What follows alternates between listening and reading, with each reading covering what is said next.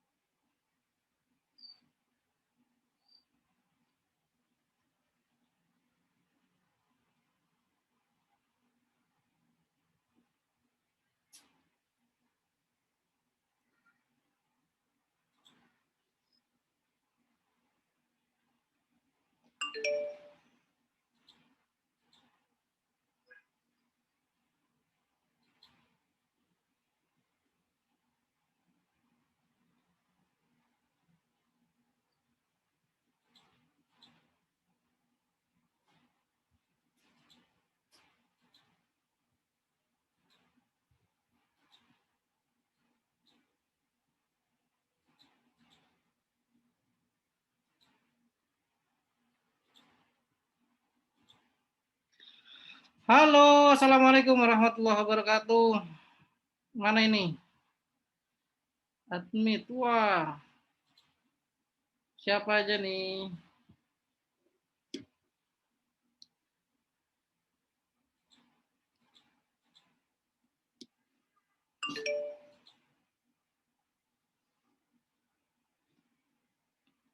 Kita tunggu yang lain ya. Mbak Hilmia, halo, assalamualaikum. Hilmia nih perempuan apa laki-laki?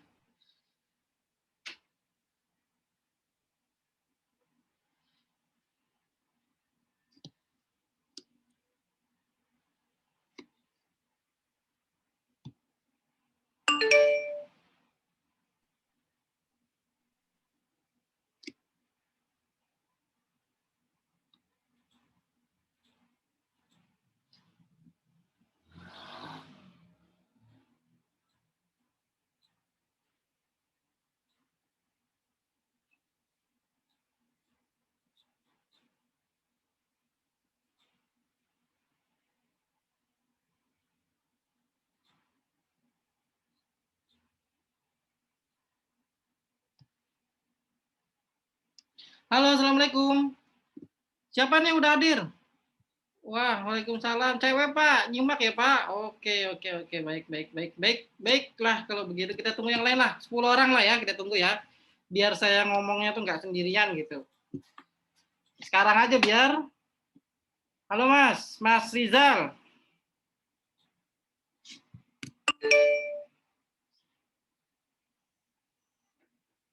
Halo, salam kenal Mas Rizal.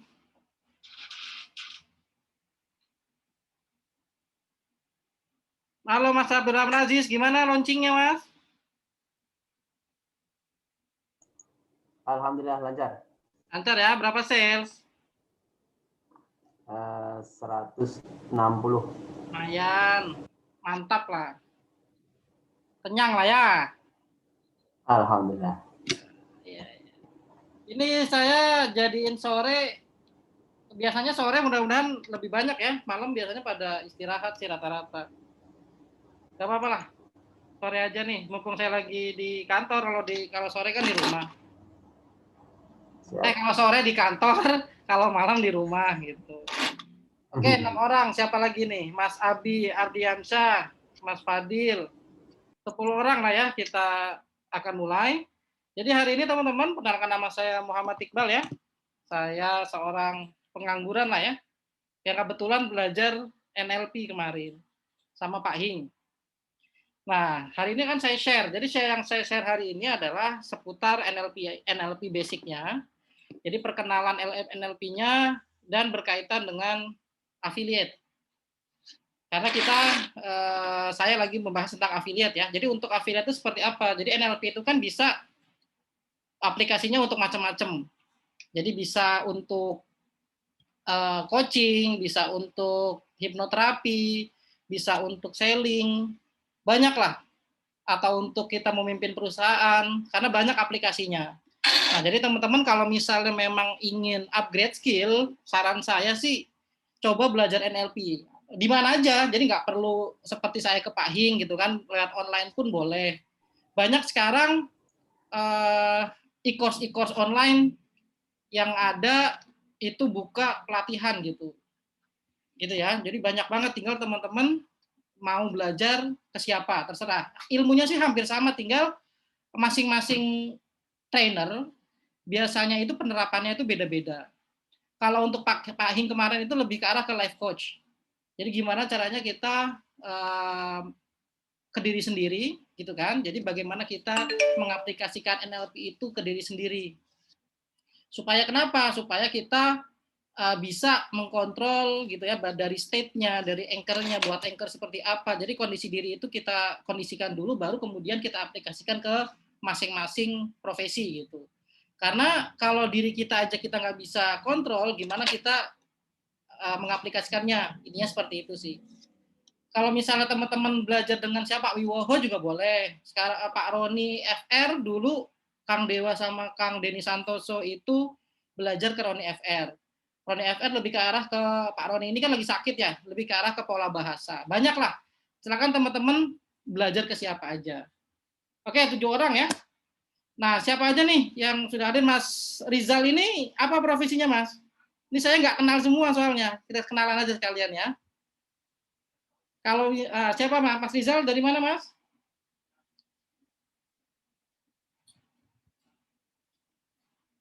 Halo? Nggak kedengeran ya unmute-nya ya? Oke, kita tunggu 2 orang lagi lah ya. Nggak apa-apa Saya nih. dari Ciledug.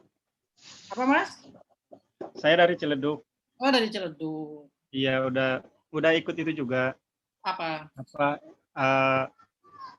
Yang apa sih, latihan e-course marketplace Oh, gitu. yang Lazada.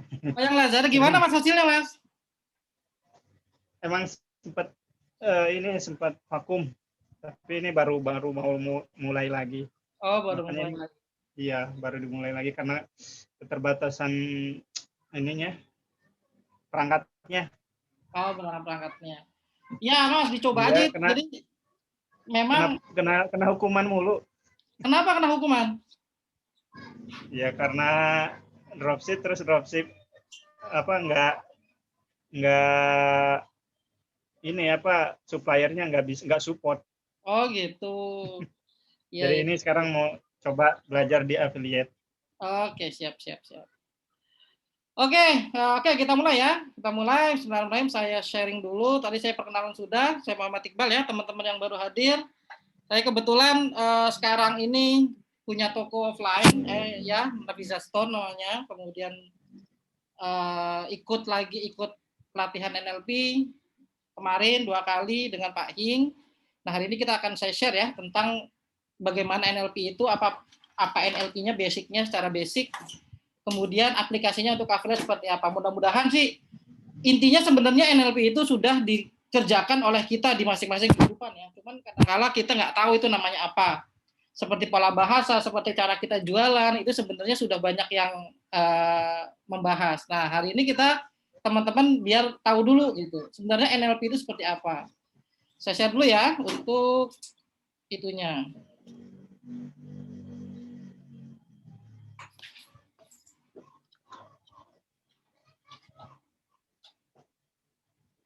Sebentar ya. Mana ini dia?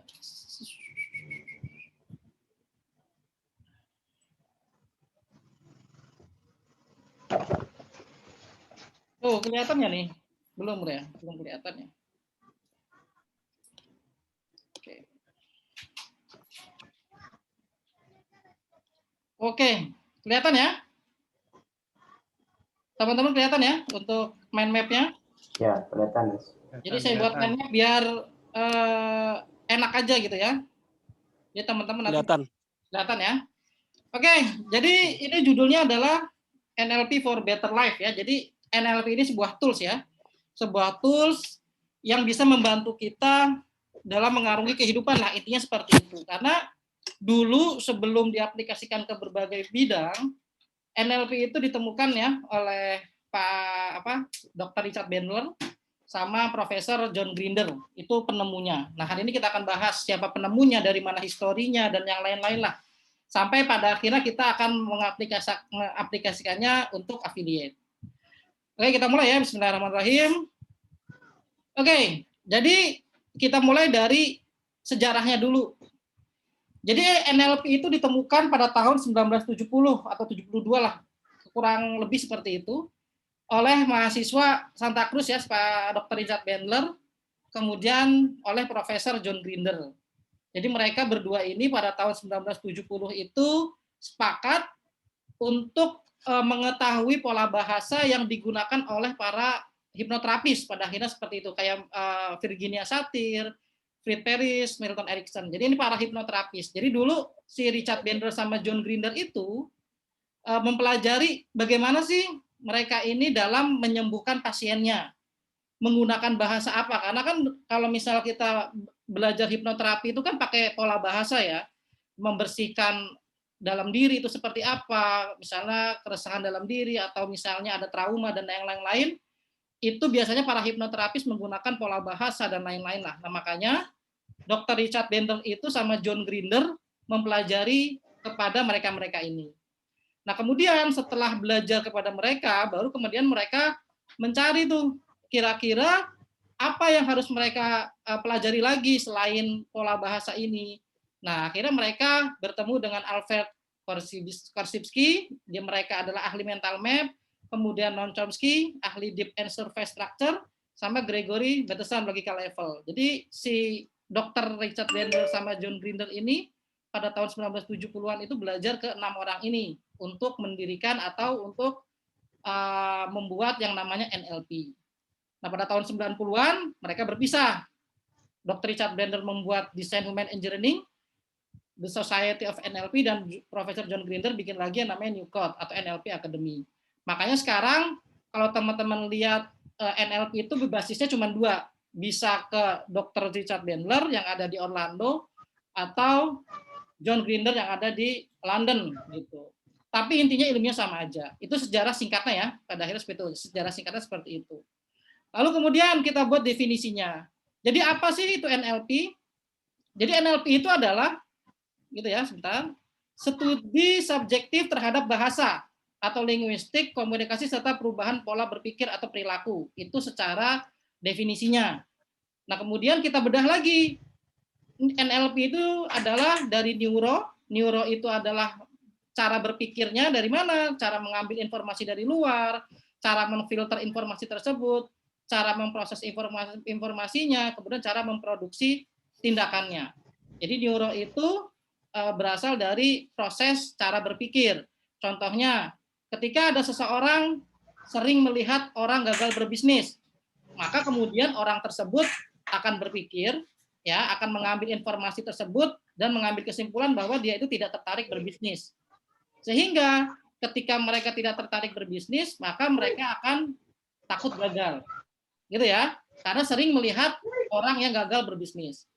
Nah, kemudian kalau dari segi positifnya, sering melihat orang sukses berbisnis, akhirnya mereka akan tertarik. Jadi orang sukses itu kadang-kadang kan bisa berpenghasilan, misalnya kaya, punya kapal pesiar. Kalau dalam MLM itu ya yang ditunjuk-tunjukkan adalah orang-orang yang sukses, yang memiliki sesuatu yang bisa ditunjukkan secara visual gitu. Mobil dan lain-lain lah. Intinya kalau misalnya orang yang sering melihat orang sukses berbisnis, maka dia akan memiliki motivasi atau pikiran, wah oke nih berbisnis gitu. Sehingga mereka memiliki keyakinan bahwa akan yakin berhasil. Itu contoh dari neuronya. Gitu ya. Nah, kemudian kita masuk ke linguistiknya.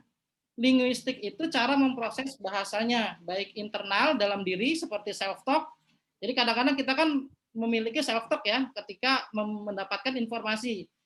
Bisa nggak ya seperti mereka, misalnya seperti itu. Misalnya teman-teman melihat Kang Dewa memiliki sales misalnya BR sebanyak atau di seller 50.000. Dalam hati kita bisa nggak ya saya seperti Kang Dewa, ini seperti itu.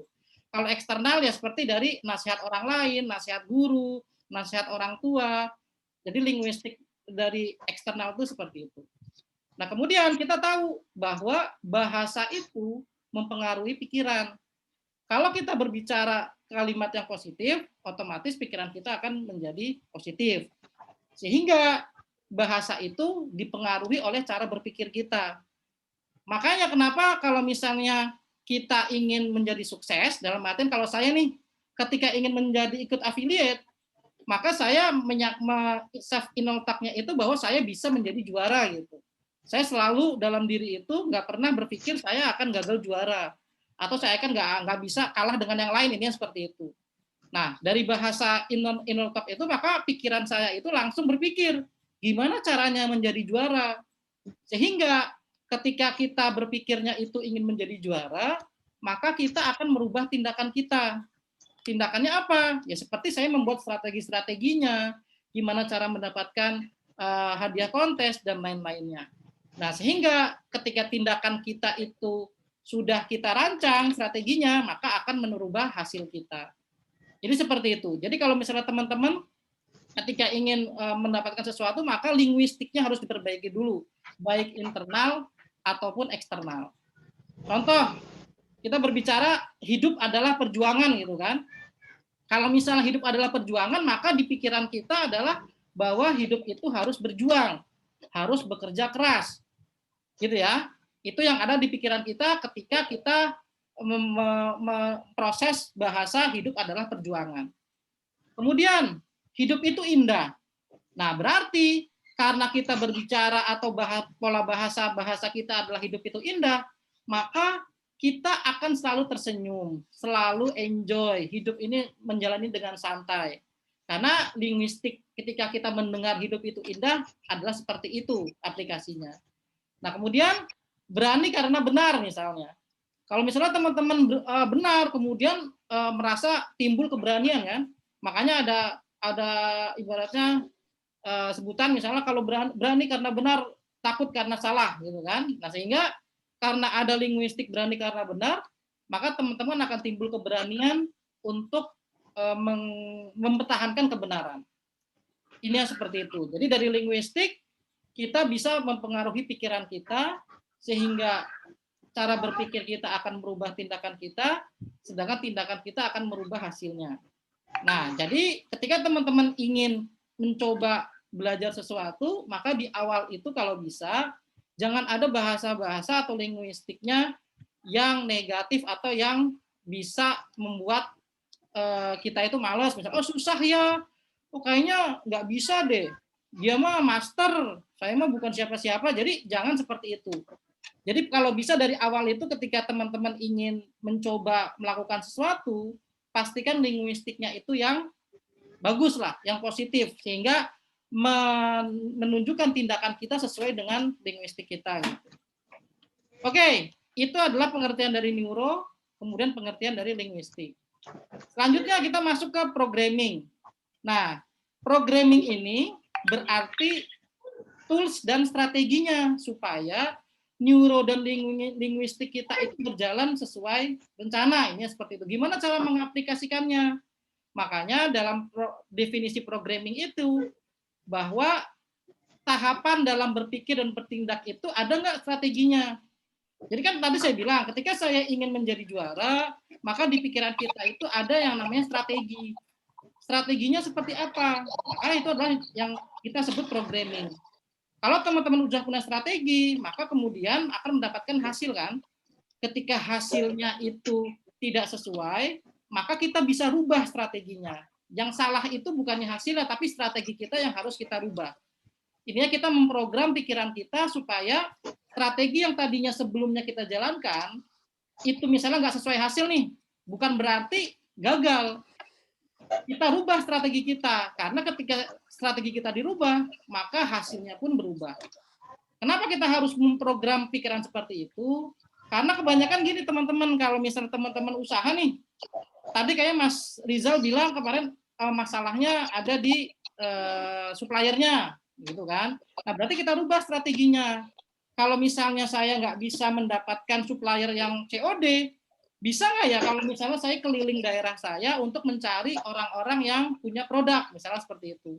Atau saya datang ke tempat pasar-pasar, kemudian saya lihat ada nggak produk yang bagus. Kalau misalnya ada produk yang bagus, saya coba beli dulu satu, saya foto, kemudian saya jual di marketplace. Habis itu kalau misalnya laku kan saya bisa balik lagi gitu. Jadi kita bisa merubah strateginya. Kalau kita terpaku dalam satu masalah, misalnya kita sudah pakai satu strategi, hasilnya ternyata gagal, ya berarti untuk supaya kita mencapai keberhasilan, ya rubah strateginya. Jadi kalau makanya teman-teman kalau misalnya menjalankan sesuatu, minimal itu ada 3 strategi lah. Jadi ada plan A, plan B, plan C. Ketika teman-teman menetapkan strategi A, hasilnya seperti apa? Misalnya saya nih, ikut kontes. Strategi A saya jalankan, kok salesnya sedikit ya di hari pertama. Makanya hari keduanya ubah lagi. Berapa salesnya? Kalau misalnya ternyata masih sedikit, saya rubah lagi pakai plan C.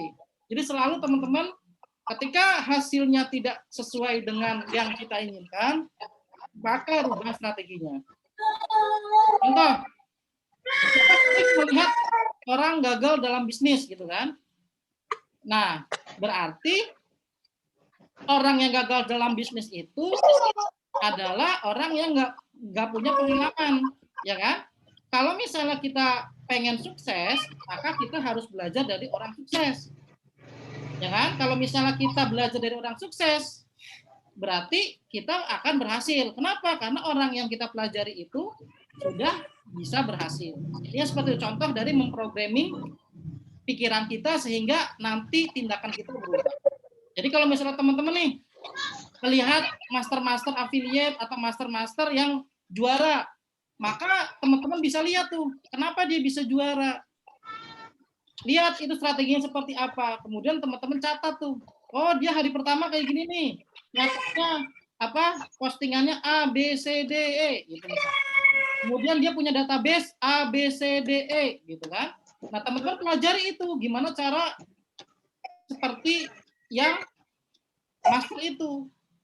Karena kalau misalnya teman-teman sudah bisa menganalisanya itu, berarti kan teman-teman kan bisa mengaplikasikannya gitu kan. Tinggal mana yang teman-teman harus pelajari. Oh, berarti kalau misalnya Kang Dewa misalnya punya database segitu banyak, apa yang dia lakukan? Oh, dia bikin lead magnet yang banyak misalnya. Ya teman-teman belajar itu gimana cara bikin lead magnet.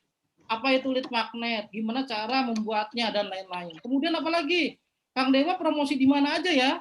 Oh, misalnya di YouTube, di Instagram, di TikTok, bla bla bla. Oh, berarti saya juga harus punya akun itunya tuh. Harus punya akun Instagram, akun YouTube, akun Facebook, dan lain-lain. Nah, teman-teman tuh buat ikutin apa yang Kang Dewa atau master-master yang teman-teman mau pelajari itu lakukan gitu. Nah, karena kalau kita ngikutin jalan yang sudah mereka kerjakan, maka kita bisa mengikuti hasilnya walaupun ternyata hasilnya itu mungkin kita nggak bisa sama gitu karena kan rezeki orang berbeda-beda. Tapi tetap pasti kita akan bisa berhasil seperti yang kita akan tiru atau kita pelajari. Oke, itu adalah pengertian dari neuro, linguistik, sama programming. Nah, ini seperti teman-teman. Nah, prakteknya gimana? Praktek NLP-nya.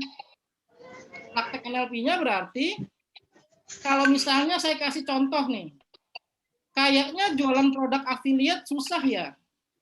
Tapi kita langsung memasang inner talk. Kalau misalnya teman-teman sudah ada pikiran seperti ini saya contohin. Kayaknya jualan produk affiliate susah ya. Oh, tapi kalau memang susah, kenapa banyak yang berhasil ya? Nah, satu. Jadi ketika teman-teman punya inner talk yang negatif, ininya negatif ya, saya sebut negatif, susah gitu kan, langsung teman-teman counter. Tapi kalau memang susah, kenapa banyak yang berhasil? Itu satu. Itu buktinya langsung inner talk lagi. Itu buktinya Kang Dewa, Mas Aditya S, Mas Aditya Tre, Mas Iqbal bisa ya dapat banyak sales, terus bisa dapat ratusan juta lagi. Langsung 2. Inner talk-nya tambahin 1 lagi. Kalau mereka bisa, aku pasti bisa dong. Sukses kan berproses. Bismillah belajar. Jadilah itu praktek NLP secara basicnya. Jadi kita merubah merubah ibaratnya state kita dengan bahasa yang kita sebutkan di dalam diri. Karena kalau misalnya kita nyebutnya susah di awal, terus kita nggak counter dengan metamodel, namanya metamodel ya, kita introspeknya gini, jadi kita akan susah tuh belajar. Pasti intinya nyinyir terus. Orang nyinyir itu kebanyakan adalah mereka yang melihat orang lain itu kelihatan sukses, tapi mereka nggak bisa ngikutin. Intinya orang nyinyir itu seperti itu. Tapi kalau kita kepengen belajar, harusnya kita memasang inner clock itu penasaran, kok bisa ya? Dia dapat juara terus misalnya. Kok saya kok nggak bisa ya? Tapi kok kenapa dia bisa ya? Nah itu yang teman-teman harus tanamkan. Supaya kenapa? Supaya teman-teman menimbulkan, oh berarti kalau misalnya bisa, saya harus juga bisa nih, gitu kan? Karena mereka bisa kok, sama-sama manusia lah intinya, seperti makan sama-sama makan nasi. Kalau saya gitu, kalau misalnya waktu ngeliat Kang Dewa nih dulu setahun yang lalu, saya kan tahun 2019 kan saya sebelum ikut kontes afiliat kan ngeliat Kang Dewa, ngelihat Mas Aditya S, ngelihat Mas Aditya Tri gitu kan. Kok mereka bisa masuk leaderboard terus ya? Apa sih yang mereka lakukan? Saya pelajari tuh. Oh mereka buat gini, oh mereka buat lead magnet nih, buat jaring database, oh mereka ini, oh di awal mereka kayak gini. Jadi saya ikutin tuh apa yang mereka lakukan, gitu kan? Oh mereka buat channel YouTube, kemudian Instagram, Telegram, di kolamnya Telegram, kemudian mereka buat apa lead magnet juga gitu kan, buat narik ke di Telegram itu. Oh kasih bonusnya seperti ini, yang sesuai dan lain-lain, bukan asal bonus aja. Nah saya pelajari dari mereka waktu sebelum ikut kontes afiliat di tahun 2019. Yang tadinya saya nggak punya apa-apa gitu kan, bukan siapa-siapa. Alhamdulillah ketika kita ya pelajari itu, akhirnya kita bisa juga dan saya bisa juga untuk kontes afiliat. Jadi itu untuk praktek NLP-nya.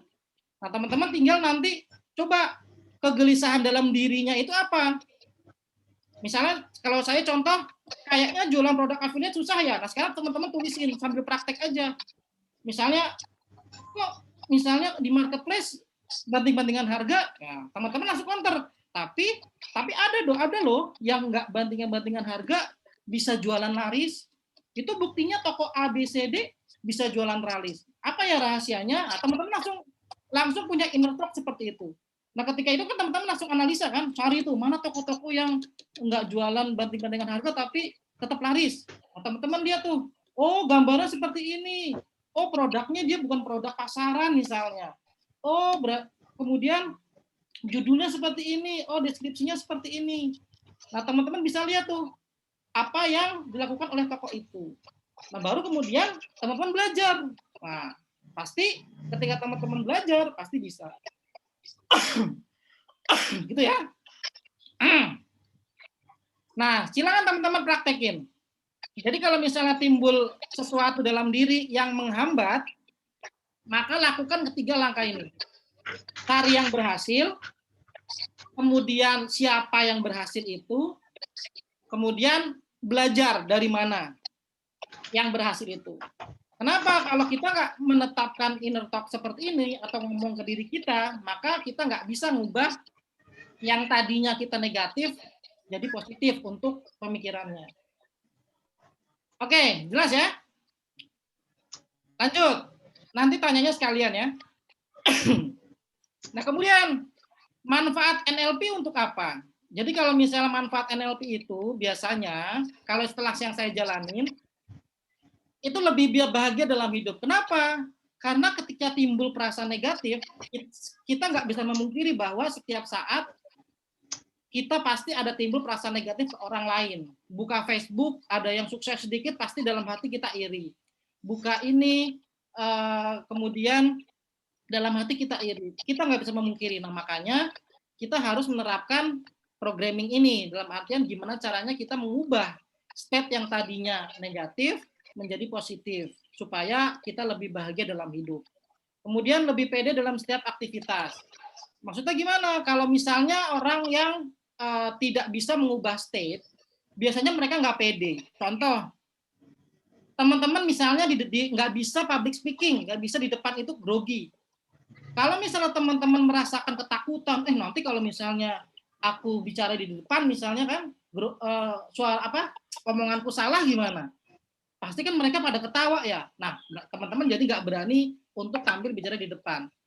Jadi kadang-kadang yang membuat kita nggak pede itu adalah kita memikirkan efek dari yang belum terjadi. Kenapa orang takut ketinggian? Sebenarnya bukan ketinggiannya yang mereka takutkan. Mereka takut kalau misalnya mereka jatuh. Nah, bisnis pun sama. Kenapa orang takut gagal dalam bisnis? Karena sering melihat orang-orang bangkrut ketika berusaha. Yang ditakutkannya itu bukan berbisnisnya, tapi ketika mereka bangkrut, mereka kehilangan uang, mereka duitnya habis, mereka utang 7, misalnya 1 miliar, 15 miliar, atau Kang Dewa 7,7 miliar, atau Mas Aditya S juga pernah miliar, sama. Itu yang mereka takutkan. Kalau pada kondisi ketika kita utang gimana? Makanya banyak orang ketika berbisnis itu mereka ragu gitu. Yang ketiga, manfaat NLP itu yakin mencapai goal. Jadi ketika kita sudah menerapkan NLP, jadi teman-teman sudah bisa nih ngubah pola yang tadi saya jelaskan di sini, teman-teman pasti yakin mencapai goal. Contoh, ketika saya menjuarai 10 kontes affiliate gitu kan ya, itu saya selalu memasang goal. Misalnya pada saat kontes affiliate pertama konvertik, saya pasang minimal 200 sales lah. Kenapa? Karena saya sudah yakin, oh database saya marketplace juga nih. Saya bisa strategi, oh saya punya, ibaratnya saya punya bonus seperti ini nih, yang relevan dengan produk kita. Kalau misalnya nggak punya bonus, saya buat bonusnya. Gimana caranya ya buat bonus supaya mereka tertarik? Kenapa? Karena bonus itu daya ungkitnya adalah supaya sales naik. Tetap orang itu pengen bonus kadang-kadang. Kecuali kalau misalnya produk itu sudah ada bonus yang bagus, biasanya nggak usah pakai bonus lagi. Nah, ketika teman-teman sudah tahu gitu kan, perjalanannya itu mengubah state-nya itu, strateginya seperti apa, maka teman-teman pasti yakin.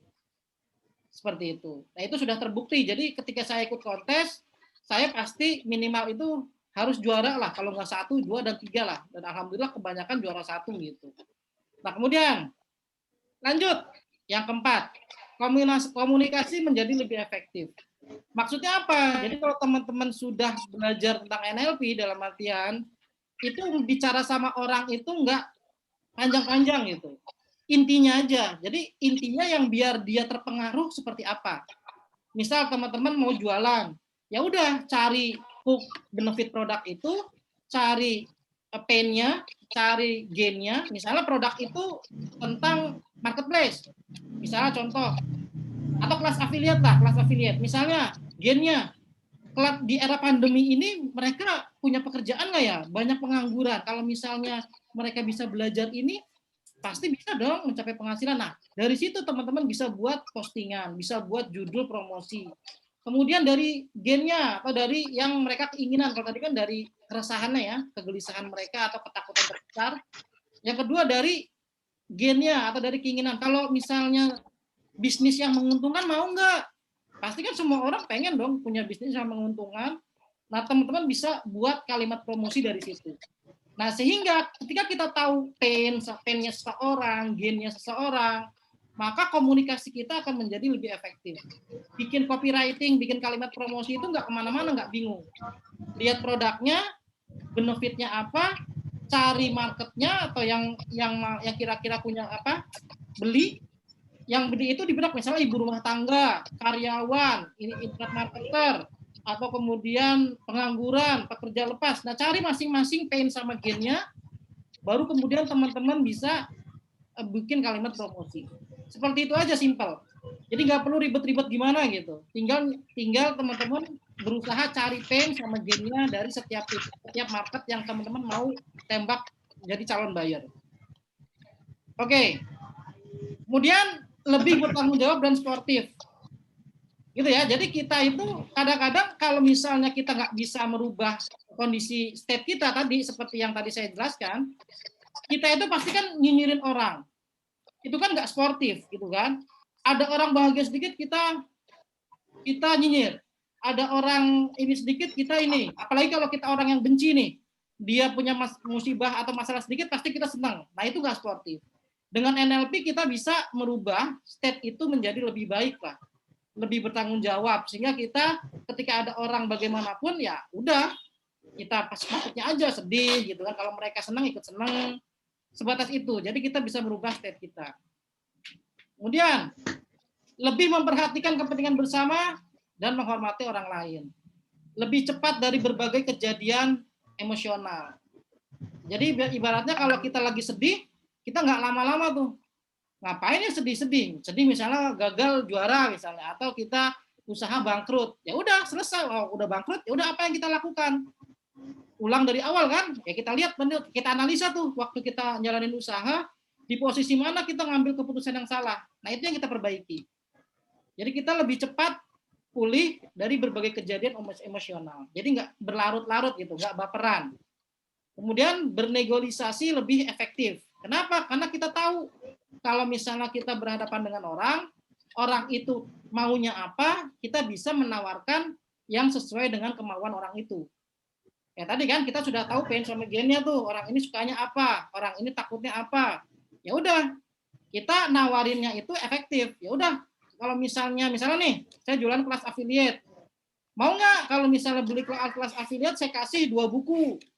Buku kaya dari marketplace sama buku kaya dari kelas affiliate. Nah, kalau buku kaya dari marketplace, kamu bisa belajar tentang cara jualan produk fisik di marketplace.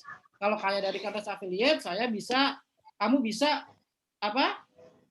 jualan produk digital di Facebook dan lain-lain. Jadi saya memberikan 2 bonus itu karena ini orang butuhnya di mana ya? Kalau misalnya saya kasih tambah supaya mereka belajar di marketplace, mau nggak ya? Jadi seperti itu.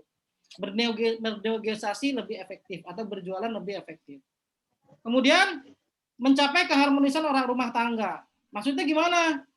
Biasanya kalau misalnya teman-teman di rumah itu kan banyak tuh masalah dengan istri, dengan anak.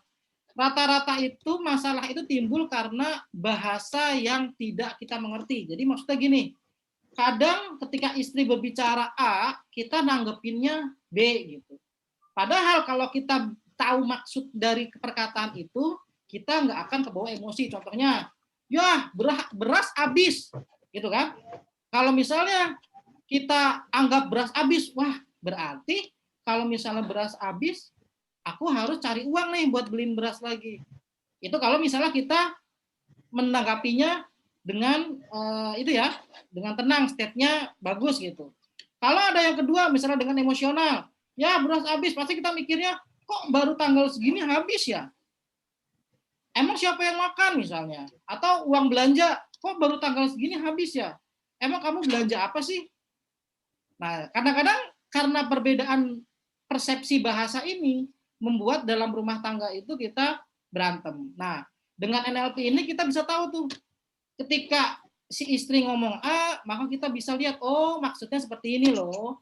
Ketika anak ngomong B, oh maksudnya anak seperti ini loh. Jadi kita bisa tahu tuh treatment dari setiap problem-problem dalam rumah tangga itu kita bisa cari solusinya.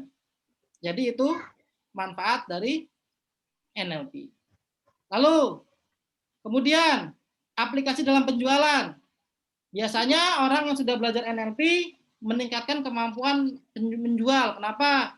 Ya tadi, karena mereka bisa tahu apa yang dibutuhkan oleh orang itu. Kemudian mereka bisa tahu nih nulis apa ya biar orang itu beli. Gitu kan? Kemudian mereka bisa tahu nih apa ya yang bisa saya kasih bonus supaya orang itu langsung kebelet hari itu juga, misalnya gitu. Yang kedua, dapat melakukan negosiasi dan persuasi.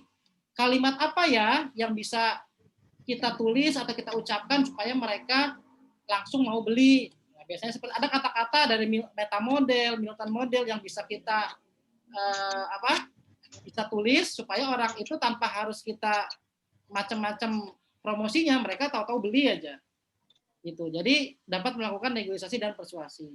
Kemudian memodeling strategi mastah-mastah. Tadi seperti saya sebutkan, kalau misalnya teman-teman ingin dalam sewaktu singkat sukses dalam bidang A misalnya sukses dalam bidang affiliate, ya udah tiru strategi dari mastah-mastah. Mindset mereka apa? Strategi mereka apa yang mereka lakukan ketika mereka gagal. Kemudian apa yang mereka lakukan ketika mereka juara. Jadi tiru aja tuh apa yang mereka lakukan dari master-master tersebut. Baru kemudian kita tulis, kita kerjakan, dan kita praktekkan. Kemudian mengetahui profiling buyer. Nah dari sini kita bisa tahu nih buyer A ini butuhnya apa. buyer B butuhnya apa, buyer C butuhnya apa, sehingga ketika kita buat penawaran, ya udah kita kasih untuk yang A copywritingnya seperti ini, untuk yang B copywritingnya seperti ini, untuk yang C copywritingnya seperti ini, karena kita sudah mengetahui profiling dari masing-masing buyer. Seperti itu. Kemudian mengatasi berbagai macam penolakan gitu kan, dengan menggoyang keyakinan prospek, maksudnya keyakinan pembeli. Kalau misalnya mereka merasa mahal, ya udah kita tanya balik, mahal dibandingkan dengan apa misalnya. Gitu kan? Kalau misalnya kalau menurut Anda mahal, bagaimana kalau misalnya dengan ilmu ini Anda mendapatkan 10 kali lipat dari biaya pendaftaran? Apakah masih mahal? Jadi kita menggoyang keyakinan dia. Gitu kan? Jadi bukannya kita menolak, oh mahal Bu, misalnya gitu kan, itu juga boleh. Tapi kalau misalnya kita langsung di situ langsung berhenti, berarti kan calon buyer kita pergi kan.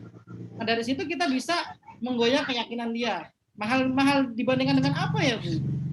Ibu tahu nggak? Kalau misalnya ada orang yang udah ikut kelas affiliate bisa dapat segini loh Bu. Apakah menurut Ibu itu mahal? Ya kayak gitulah. Jadi teman-teman bisa menggunakan berbagai pola bahasa ketika menemukan keberatan atau penolakan dari masing-masing calon buyer kita atau prospek kita. Itu aplikasi NLP dalam penjualan. Wah, padat nih ya. Lanjut ya, nanti tanyanya di belakang. Nah, lalu kita belajar tentang sistem perilaku manusia.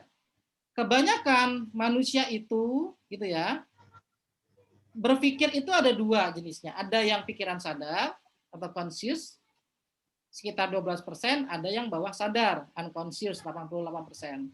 Kalau sadar itu biasanya dia ranahnya logis, analitis, matematis. Contoh, ketika kita melihat harganya ada dua harga nih, yang 100.000 sama yang 50.000. Maka pikiran sadar itu yang bermain. Mereka akan menghitung-hitung, wah mahalan yang A nih ya, oh mahalan yang B ya.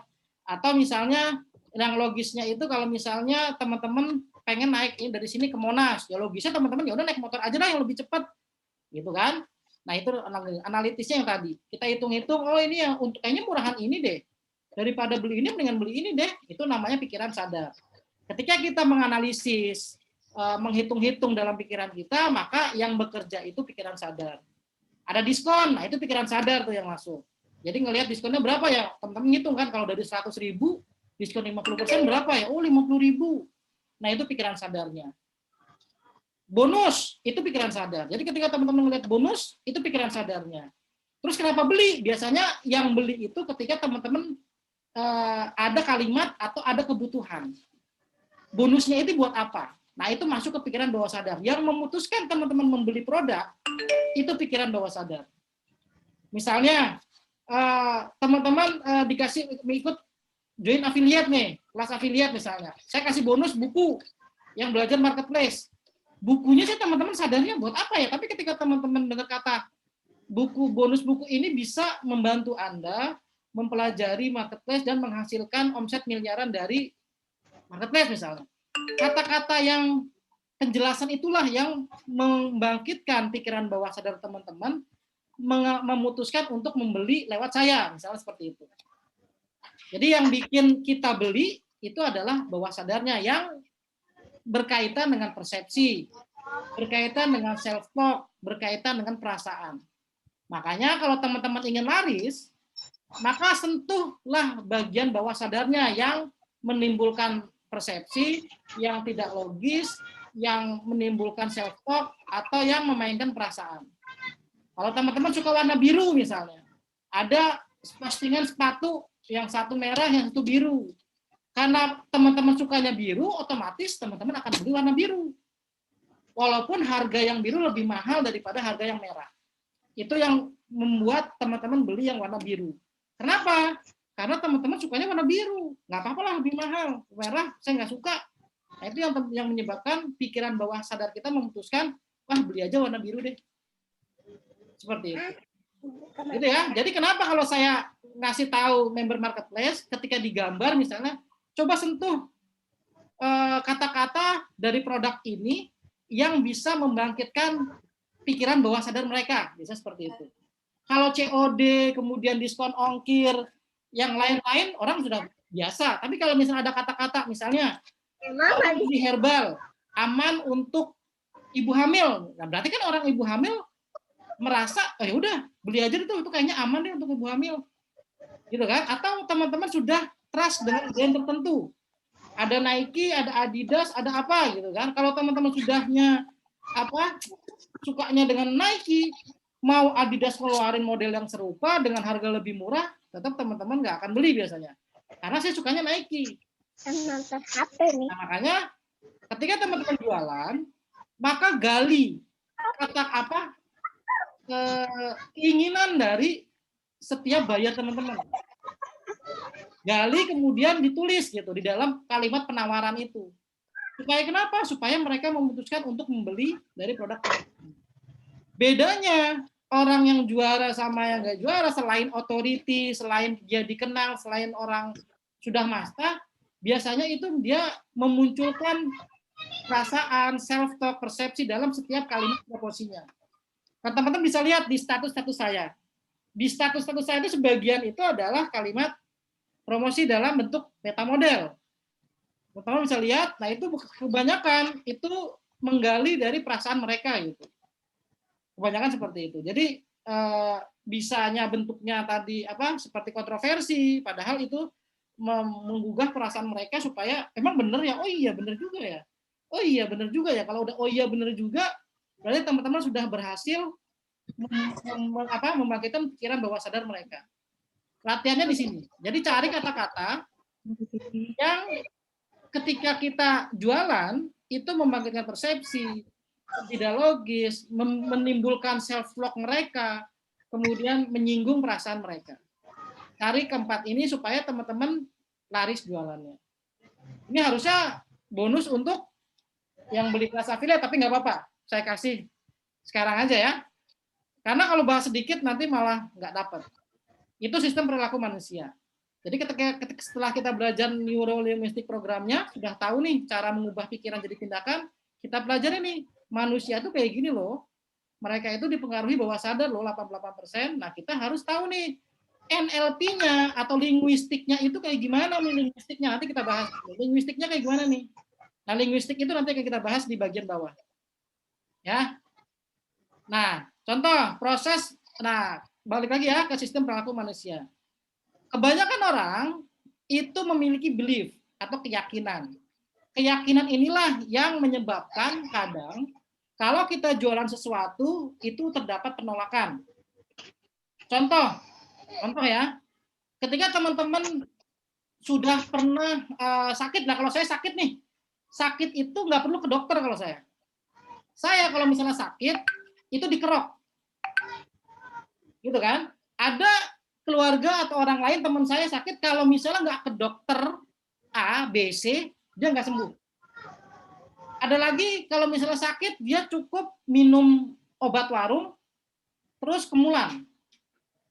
Nah, belief itu terbentuk karena induksi eksternal. Jadi biasanya mereka terbentuk apa yang dilihat, apa yang didengar, apa yang dialami, apa yang dicium, apa yang dirasakan. Jadi FAKOK, visual, auditorial, kinestetik, kemudian olfaktori sama gulfatori. Jadi biasanya proses menuju sebuah belief atau keyakinan itu mereka lihat dari luar. Contoh, kayak tadi sakit, saya biasa ngelihat ibu saya kalau sakit dikerok aja, ya udah deh. Saya yakin kalau misalnya dikerok itu pasti sembuh deh. Akhirnya kita menunjukkan belief kalau setiap kita dikerok sembuh. Atau yang lain misalnya ketika kita minum obat A, B, C, kayaknya kalau saya sakit minum obat A sembuh deh. Ah enggak, kata yang lainnya. Saya biasanya minum obat B. Nah itu adalah sebuah keyakinan biasanya dilihat dari orang lain gitu. Orang lain yang sembuh apa yang minum A ya. Nah mereka coba. Nah karena coba kemudian mereka meyakini kalau misalnya apa yang minum obat itu sembuh, maka kemudian mereka akan sembuh. Contoh lagi, teman-teman dalam bidang afiliat lagi nah saya contoh. Teman-teman lihat Kang Dewa atau Kang siapa lah Aditya S jualan laris terus misalnya. Caranya seperti itu dah. Kemudian teman-teman ikut bisnis apa kelasnya dia. Teman-teman meyakini tuh kalau misalnya Mas Aditya S berhasil, maka saya pun akan berhasil kalau misalnya ngikutin apa yang sudah diajarkan atau berikan materinya oleh beliau misalnya gitu. Teman-teman belajar, teman-teman praktek, teman-teman kemudian tanya ke grupnya, akhirnya teman-teman berhasil. Nah, ketika teman-teman berhasil, maka teman-teman punya belief. Pokoknya kalau misalnya Mas Aditya S itu ngasih materi, pasti daging. Timbul keyakinan seperti itu. Kalau misalnya teman-teman gagal, baru teman-teman punya keyakinan, Mas Iqbal mah kalau ngasih materi biasa aja itu, apa maksudnya, jelek lah gitu. Nah, ketika saya ngasih daging pun, teman-teman pasti akan menganggapnya saya itu, dia mah itu jelek lah gitu. Tapi kalau misalnya Mas Aditya S ngasih materi walaupun materinya itu sederhana, karena teman-teman sudah timbul belief, keyakinan bahwa mentor yang paling bagus itu adalah Mas Aditya S, maka teman-teman akan nge-like, nge-share, komen, thank you coach, misalnya seperti itu. Nah, itu adalah proses eksternal. Nah, kemudian dari internal, dari pengalaman tadi, ketika teman-teman sudah melakukan, akan timbul tuh internalnya dan menyimpulkan bahwa ya tadi Mas Aditya S mentor yang bagus, atau obat, kalau misalnya minum obat ini saya pasti sembuh. Itu proses menuju sebuah keyakinan. Makanya teman-teman, kalau misalnya teman-teman ingin sukses, ya makanya tadi lihat orang sukses, kirim strateginya, pasang jadi belief, pasang jadi keyakinan nih, praktekkan pasti sukses. 99% pasti sukses. 1%-nya itu ibaratnya takdir lah. Ya, takdirnya 1%, kerja kerasnya 99%. Jadi kita harus menanam sesuatu hal itu menjadi belief dulu, supaya timbul keyakinan dalam diri, sehingga apa yang kita kerjakan itu nanti happy gitu. Jadi hobi dan lain-lain. Itu ya, itu sistem perilaku manusia. Lanjut, saya tutup dulu. Oke. Pilar NLP. Nah, ini teman-teman, kalimat-kalimat inilah yang harus teman-teman pahamin agar NLP itu masuk ke dalam belief kita. Supaya apa? Supaya kita bisa mengatur pikiran kita. Yang pertama, ini disebut presupposisi ya, atau pilar NLP kalau kata orang. Setiap orang punya persepsi masing-masing, yang pertama. Maksudnya apa, Mas Iqbal? Contoh, ketika kita ngelihat misalnya, menurut saya nih, kotak itu ya kayak gini nih. Misalnya kalau misalnya saya sebut kotak itu yang ada ininya, yang ada itunya nih, dua anak kotaknya bentuknya inilah gitu. Ada lagi kotak menurut yang kotak itu kayak gini nih. Nah, itu persepsi dari setiap orang itu terhadap suatu objek itu beda-beda. Dan kita harus menghormati itu. Ya, ingat setiap orang punya persepsi masing-masing. Kemudian peta pikiran, map itu bukan wilayah sebenarnya. Contohnya gini. Maksudnya adalah ketika kita memikirkan tentang sesuatu, maka sebenarnya itu tidak nyata. Itu sebenarnya bukan hal sebenarnya gitu. Misalnya kita berpikir tentang mobil, ya sebenarnya mobil itu sebenarnya bukan seperti itu. Hanya di pikiran kita mobil seperti itu. Itu disebut dengan peta pikiran atau map bukan wilayah sebenarnya. Jadi ketika teman-teman berpikir sesuatu, kalau pengen tahu apa yang dipikirkan teman-teman, gambarin. Nah, itu ya sebenarnya tuh yang sudah digambarkan. Tapi kalau misalnya misal dalam pemikiran gitu kan, itu bukan wilayah sebenarnya. Nah, teman-teman harus tahu juga gitu. Jadi kalau misalnya kita mengasumsikan orang berpikir A, maka itu bukan pikiran dia sebenarnya. Jadi kita jangan langsung berpikir ketika orang A men-statement sesuatu, wah dia orang jelek, bukan seperti itu. Kita nggak boleh dalam NLP, kita nggak boleh menjudge setiap statement orang itu salah. Nggak ada salah dan benar, karena itu adalah pikirannya dia gitu. Kalau pikiran saya seperti ini, kalau pikiran dia ya kayak gitu, ya udah masing-masing gitu. Jadi seperti itu. Ya. Kemudian yang ketiga, setiap orang punya resource masing-masing. Maksudnya apa? Saya belajar dari SD, SMP, SMA, kuliah, punya ikut berbagai macam e-course, ikut berbagai macam pelatihan. Saya memiliki tingkat pengetahuan dan keilmuan masing-masing. Kemudian yang B, Mas Rizal misalnya, belajar dari SD, SMP, SMA dengan berbagai macam guru, kemudian kuliah mungkin, kemudian ke perguruan tinggi, ikut S1, S2, pasti pengetahuannya Mas Rizal masing-masing. Mas Abdurrahman pun sama. Jadi Kita harus tahu setiap orang punya resource masing-masing. Sehingga ketika kita menawarkan sesuatu, itu belum tentu antara A, B, C-nya itu sama perlakuannya. Pasti beda-beda. Oke, yang keempat, keputusan yang diambil pada saat itu adalah baik. Maksudnya, setiap hal yang kita putuskan, ketika kita memutuskan sesuatu, misalnya kita lagi di jalan, ternyata di map itu macet gitu. Kita pilih jalan yang pintas. Nah, keputusan kita mencari jalan pintas itu adalah keputusan yang terbaik pada saat itu. Kalau misalnya kita ngambil keputusannya ikut yang macet, itu juga keputusan yang terbaik. Jadi jangan sampai kita menganggap, aduh, coba tadi ikut jalan itu ya. Nah, kalau kita sampai timbul self-talk seperti itu, state kita akan berubah. Kita akan menyesal dan lain-lain lah. Makanya ketika teman-teman melakukan sesuatu, membeli sesuatu, atau melakukan keputusan apapun, jangan sampai disesali gitu. Berpikirlah, oh mungkin pada saat itu adalah keputusan yang baik gitu. Nah kemudian tidak ada orang yang kaku, hanya komunikator yang kurang fleksibel. Jadi kalau misalnya teman-teman nggak bisa menghasilkan sales, berarti teman-teman komunikasinya itu masih kaku atau kurang fleksibel. Oke, yang kelima, makna komunikasi adalah respon yang Anda peroleh.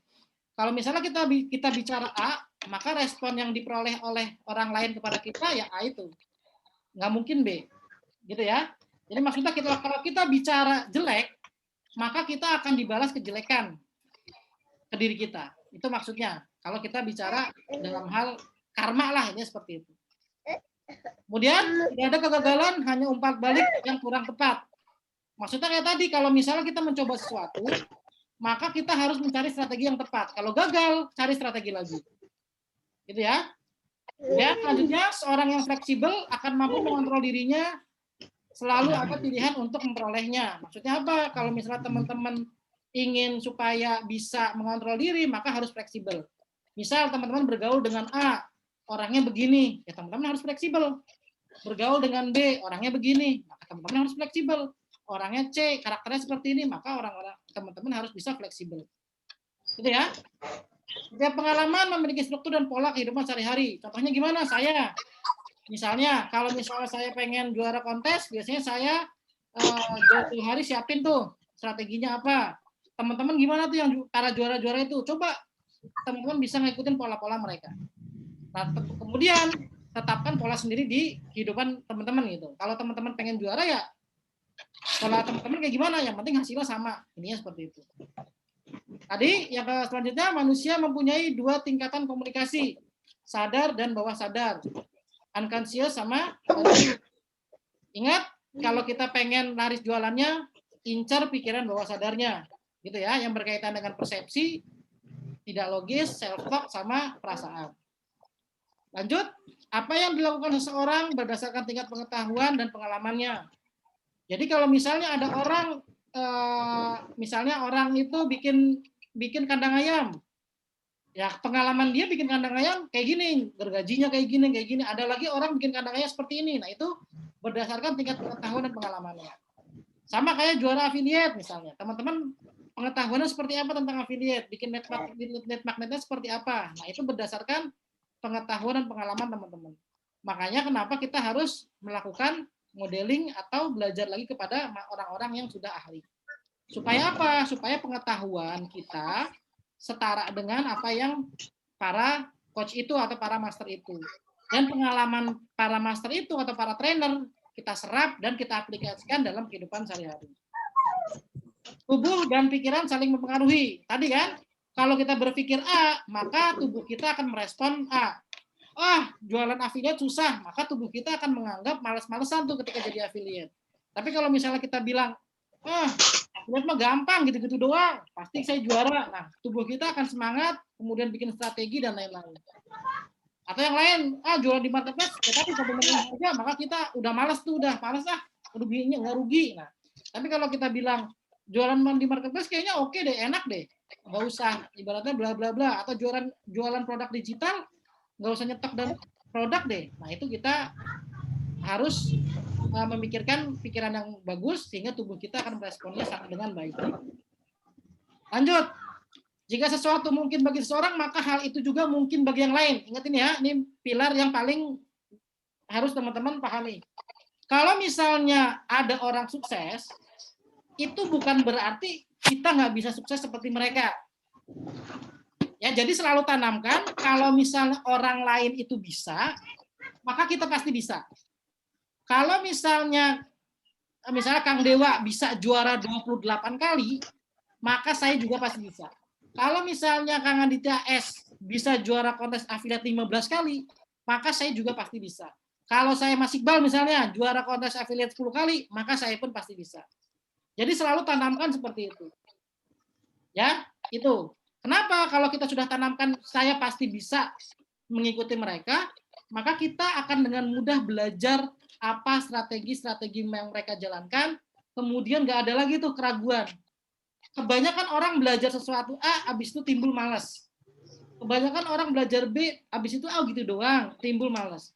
Kebanyakan orang belajar yang ke master C, gitu doang, habis itu malas. Sibuk lah, inilah, itulah. Berarti teman-teman tidak menanamkan bahwa teman-teman pasti bisa. Pasti yang dia ada pikiran teman-teman, itu mah dia mah pasti bisa. Mas Kang Dewa mah database-nya banyak. Kalau udah kayak gitu berarti teman-teman udah pasti nggak akan bisa seperti mereka gitu. Tapi kalau teman-teman tanamkan jika mereka bisa, saya juga bisa, itu berubah hasilnya. Itu aja ya yang teman-teman harus pahami itu poinnya. Karena kebanyakan saya lihat di teman-teman murid saya jualan marketplace, saya jualan ini, rata-rata itu mereka berpikir seperti ini. Itu kan Mas Iqbal enak lah, udah punya modal, saya nggak punya modal. Kebanyakan gitu. Mas Iqbal mah enak lah, ibaratnya udah sukses, saya mah belum, kayak gitu. Mas Iqbal mah enak, mah tinggal di Jakarta, saya di daerah, gimana cari suppliernya? Kebanyakan gitu, selalu membuat linguistik perbandingan seperti itu. Padahal kalau misalnya dia bisa, ya udah, dia bisanya di mana? Saya tinggal di Jakarta, kamu di daerah, ya udah. Gimana caranya biar bisa tinggal di Jakarta misalnya atau di Depok yang banyak suppliernya misalnya. Gitu, ya. Apalagi dia kolamnya banyak, ya udah buat kolam. Apa yang buat kolam? Ya bikin lead magnet. Gimana cara bikin magnet? Berarti bisa beli PLR, bisa buat sendiri. Jadi selalu pikirannya adalah gimana biar seperti mereka, apa yang mereka lakukan, ya kita lakukan kalau kita pengen seperti mereka. Gitu ya. Itu. Lanjut, pilar NLP yang terakhir. Banyak sebenarnya ada 20, ini yang penting-penting aja. Tidak ada yang salah, maka siap bertanggung jawab. Maksudnya apa? Ketika teman-teman salah, itu nggak ada yang salah. Yang ada adalah teman-teman harus bertanggung jawab atas apa yang teman-teman perbuat. Jadi kalau misalnya teman-teman melakukan kesalahan, ya udah, nggak usah lagi meratapi kesalahan itu, tapi gue harus tanggung jawab nih. Teman-teman kerja ngerusakin apa gitu, atau tabrakan, ya udah, jangan mikirin lagi tabrakannya seperti apa, tapi mikirin gimana cara memperbaiki mobilnya, cara memperbaiki luka-luka kita. Jadi seperti itu pilar NLP. Jadi hidup ini fokusnya mencari solusinya, bukan mencari penyebabnya.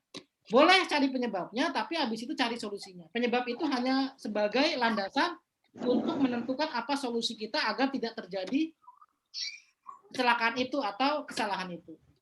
Itu adalah pilar NLP. Dan teman-teman kalau menanamkan semua ini, hidupnya itu enak banget. Nggak ada lagi tuh pikiran susah. Terusnya kalau nggak ada lagi tuh pikiran, aduh, hidup gue kok susah banget, nggak ada lagi. Karena kita memiliki pola bahasa yang melandasi pikiran kita gitu. Jadi ketika kita tahu pola bahasa ini presposisi, ini poin landasan penting dalam NLP untuk tingkatan selanjutnya. Jadi ini kalau misalnya orang NLPers, mereka lihat ini nih. Kalau misalnya ada orang menurut dirinya salah, enggak, itu benar menurut dia. Saya kan pikirannya kayak gini. Gitu. Jadi nggak ada pikiran lagi, iya lu mau salah, coba kayak gua, nggak ada kayak gitu. Ya, jadi kalau misalnya ada orang salah atau orang melakukan kesalahan atau orang menurut kita salah, padahal orang itu sebenarnya nggak salah. Itu adalah pemikiran dia atau resource-nya dia. Kita itu bukan kayak dia gitu. Ya udah dia itu dia, kita itu kita gitu. Jadi jangan sampai menganggap orang lain itu memiliki persepsi atau ilmu yang sama dengan kita. Yang penting adalah itu ya. Oke, ini 14 landasan. Lanjut, kita yang paling penting nih. Nah ini yang paling penting. Oh, tuh banyak tuh. Cukup nggak tuh? Jam berapa sekarang? Wah, setengah jam lagi pas. Pilar NLP untuk affiliate. Saya tutup dulu yang ini. Nah, kalau misalnya kita tadi belajar tentang umumnya, gitu kan ya, secara sejarah NLP, perilaku manusia seperti apa, pilar NLP seperti apa, maka kita masuk ke affiliate. Kalau teman-teman jadi affiliate nih, misalnya jualan produk digital, maka kita harus tahu nih, apa yang di pikiran seorang affiliate, itu adalah ada 6 ini. Yang pertama, ketika teman-teman menawarkan produk, pastikan teman-teman paham setiap calon buyer memiliki keunikan model dunia mereka masing-masing. Maksudnya apa? Kalau misalnya teman-teman melakukan promosi, kemudian ternyata bayarnya itu tidak sesuai, maka yang perlu kita garis bawahi adalah ketahui cara komunikasi yang tepat ke calon buyer. Contoh, teman-teman jualan sapu ijuk gitu, ibu-ibu. Nah, teman-teman sudah tahu tuh, oh ibu-ibu kayak gimana ya? Nah, karakternya, dunia ibu-ibu itu kayak gimana ya? Nah, teman-teman cari tuh, kalau misalnya saya pengen komunikasi dengan ibu-ibu kayak gimana? Nah, itu. Atau misalnya teman-teman jualan produk anak muda, misalnya jam kekinian, atau misalnya sepatu model baru gitu. Nah, teman-teman pasti tahu, oh anak muda itu kalau misalnya aktivitas kemana aja ya? Oh, ke mall. Oh, berarti kita bisa buat tuh copywriting dari mall misalnya. Kita menggambarkan storytelling kalau kita itu sebagai anak muda di mall misalnya. Panggilannya apa ya kalau anak muda? Oh, anak muda panggilannya Agan misalnya. Agan atau Sista. Nah, pakai kata-kata panggilan itu dalam copywriting kita, dalam promosi kita. Supaya kenapa? Ya supaya kita bisa berkomunikasi dengan tepat dengan calon buyer itu. Ingat ya, pilar NLP affiliate pertama adalah setiap calon buyer itu punya keunikan model masing-masing. Contoh kelas affiliate. Kelas affiliate itu ternyata member super itu udah ada yang dapat gratis nih misalnya, atau udah ada internet marketer yang sudah join Mas Aditya Trialfianto, pedagang tajir. Nah, berarti kita cari yang tidak masuk keduanya kan? Karena kalau misalnya jual ke mereka, kelas affiliate nggak bakal laku, gitu kan? Makanya saya jual ke orang-orang yang bukan member super misalnya, atau member pedagang tajir. Tapi yang gimana? Yang memang belum pernah jualan affiliate. Misalnya yang marketplace. Kalau marketplace mereka biasa jualan produk digital, ya udah mau nggak kalau misalnya jualan produk affiliate, misalnya gitu kan? Saya kasih deh bonus misalnya. Bukunya buat tambahin sama buku saya gitu. Jadi saya ngetahuin tuh, oh database saya marketplace. Ya udah, saya cari deh bonus yang sesuai dengan mereka. Kalau mereka nggak tahu, ya udah kita kasih bukunya deh buat panduan, atau kita kasih grupnya deh untuk supportnya. Jadi kita harus tahu calon buyer memiliki keunikan model masing-masing. Oke? Yang kedua, hormati model dunia calon buyer Anda. Jadi membuat penawaran yang menguntungkan untuk mereka.